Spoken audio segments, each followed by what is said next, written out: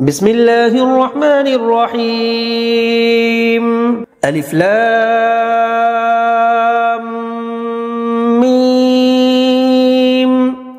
الله لا إله إلا هو الحي القيوم نزل عليك الكتاب بالحق مصدقا لما بين يديه وأنزل التوراة والإنجيل من قبل هدى للناس وأنزل الفرقان إن الذين كفروا بآيات الله لهم عذاب شديد والله عزيز ذو انتقام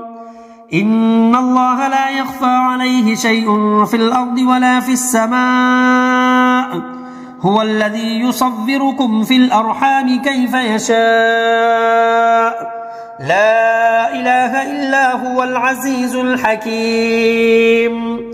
هو الذي أنزل عليك الكتاب منه آيات محكمات هن أم الكتاب وأخر متشابهات